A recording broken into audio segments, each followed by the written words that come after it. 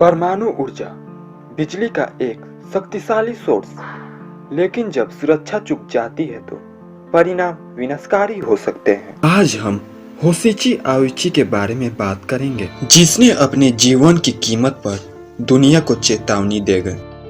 हिसाची Japan के टोकोइमुरा शहर के न्यूक्लियर पावर प्लांट में काम करने वाला एक साधारण व्यक्ति था। 1999 में वह एक ऐसी दुर्घटना का शिकार हुआ जिसने इतिहास बदल दिया। एक गंभीर गलती के चलते प्लांट में काम करते समय वह और उसके साथी रेडिएशन की भारी मात्रा के संपर्क में आ गए। यह एक ऐसी मात्रा थी जिसका सामना किसी इंसान ने आज तक नहीं किया था। होइची के शरीर ने 17 साइवर्स रेडिएशन एब्जॉर्ब किया था। साइवर्स रेडिएशन मापने के लिए यूज होते हैं। एक नॉर्मल व्यक्ति एक साल में 6.2 मिली साइवर्स रेडिएशन एब्जॉर्ब करता है, जबकि होइची के शरीर ने 17 साइवर्स रेडिएशन की मात्रा मात्र कुछ सेकंड्स में ही एब्जॉर्ब किया था, जो कि एक नॉर्मल ह्यूमन बीइंग के तुलना में 2000 गुना ज्यादा है। रेडिएशन के चपेट में आने के बाद हिसाची जल्दी बीमार पड़ गया। उसकी त्वचा बुरी तरह जल गई, बाल झड़ गए और कमजोरी ने उसे बुरी तरह जकड़ ली। हिसाची की त्वचा इतनी बुरी तरह कमजोर हो चुकी थी कि अगर कोई मेडिकल इक्विपमेंट्स उसके शरीर से रिमूव किया जाता था तो इक्विपमेंट्स के साथ ही स्किन भी अलग हो जाती थी और उसके शरीर में व्हाइट ब्लड सेल्स पूरी तरह से नष्ट हो चुके थे, जिस कारण उसका त्वचा का घाव भी नहीं भरता था। हिसाची के इंटरनल ऑर्गन्स भी काम करना बंद करने लगे। इलाज के दौरान होशिची को 3 हार्ट अटैक्स भी आए और डॉक्टर्स के कारण वो तीनों हार्ट अटैक्स में भी सरवाइव कर गया। एक समय पर होशिची के लंग्स के अंदर मौजूद मसल्स भी काम करना बंद कर चुके थे, इसलिए उन्हें एक ट्यूब के माध्यम से हवा को अंदर और बाहर निकालना पड़ा, जिससे हिसाची की बोलने की क्षमता बंद हो गई। हिसाची के शरीर से रोजाना 20 लीटर फ्लूइड लीक हो जाता था, जिसके कारण उसकी आंखों से ब्लड आने लगता था, जिसे देखकर उसकी पत्नी उसे खून के आंसू कहती थी। रेडिएशन ने उसके डीएनए का भी नामो निशान मिटा दिया, इसलिए डॉक्टर्स ने उसके शरीर में उसकी बहन के डोनेट किए हुए स्टीम सेल्स लगाए, इस उम्मीद में कि शायद उसका शरीर इससे मजबूत होगा और वह जल्दी ठीक हो जाएगा। पर इन सभी से हिसाची के शरीर में कोई सुधार नहीं आया। उसके कान और हाथ बहुत दर्द कर रहे थे। जब एक स्पेशलिस्ट हिसाची के क्रोमोसोम्स को देखा जो उसके बोन मैरो सेल में था, तो उन्हें पता चला कि रेडिएशन के कारण सेल्स बिखर चुके थे और काले हो चुके थे।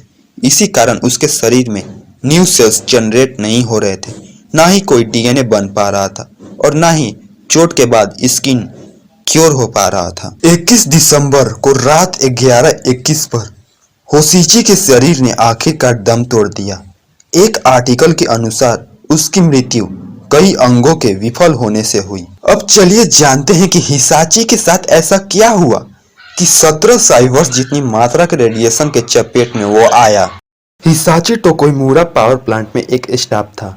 हिसाची और कुछ प्लांट के स्टाफ 30 सितंबर 1999 को यूरेनियम हेक्साफ्लोराइड UF6 का एक सॉल्यूशन बनाते समय सुरक्षा नियमों का पालन नहीं किया। UF6 एक बहुत ही खतरनाक सब्सटेंस है जो यूरेनियम का एक कंपाउंड है। अगर इसे सही तरीके से संभाला नहीं जाए तो यह आसानी से आग पकड़ सकता है। स्टाफ मेंबर्स ने UF6 के एक छोटे से सॉल्यूशन को एक बड़े कंटेनर में डालकर उसमें पानी मिलाना शुरू कर दिया। पानी मिलाने से UF6 का टेम्परेचर बढ़ने लगा। स्टाफ्स ने टेम्परेचर को कम करने के लिए कंटेनर में और पानी डाल दिया, लेकिन इस कारण UF6 का टेम्परेचर और बढ़ने लगा। हिसाची टैंक के पास खड़े थे, एक फनल पकड़े हुए, जबकि उनके सहयोगी मसाटो शिनोहारा एक बाल्टी से बीच के समृद्ध यूरेनियम ऑक्साइड का मिश्रण इसमें डाल रहे थे। तभी उन्हें अचानक एक नीली रोशनी दिखाई पड़ी। UF6 का तापमान बढ़ने से वह आग पकड़ गया। आग बहुत तेज थी और इसे बुझने में कई घंटे लग गए। आग से निकले धुएं से रेडियोहार्म कंपाउंड शामिल थे जो हवा में फैल गए। इस एक्सीडेंट की वजह से प्लांट्स के मेंबर्स और आसपास के रहने वाले सिविलियंस को बहुत नुकसान हुआ।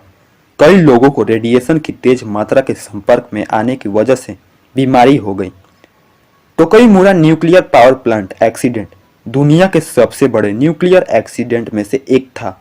इस एक्सीडेंट की वजह से न्यूक्लियर सेफ्टी के बारे में दुनिया भर में चिंता बढ़ गई। तो कोई मुरा एक्सीडेंट के बाद गवर्नमेंट ने एडवाइजरी जारी की कि आसपास के क्षेत्रों में कुएं का पानी, झील, तालाब या नदी का पानी इस्तेमाल ना करें, बाहरी खाद्य पदार्थ उपयोग ना करें, साथ ही क्रॉप्स के हार्वेस्टिंग पर भी कुछ दिनों के लिए रोक लगा दी गई। हिसाची ओइची और मसाटो शिनोहारा वो स्टाफ थे जो एक्सीडेंट के समय यूरेनियम ऑक्साइड को शुद्ध कर रहे थे।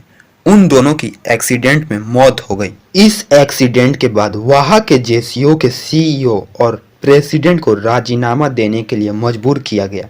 जेसीओ पर 1 बिलियन येन यानी 55 करोड़ जुर्माना लगाया गया और जापानीज गवर्नमेंट ने न्यूक्लियर सेफ्टी के बारे में नियमों को सख्त कर दिया। साथ ही इस न्यूक्लियर पावर प्लांट एक्सीडेंट से दुनिया को कुछ सबक भी मिले, जैसे कि न्यूक्लियर फ्यूल प्रोसेसिंग प्लांट में सेफ्टी रूल्स को पालन करना बहुत ही जरूरी है।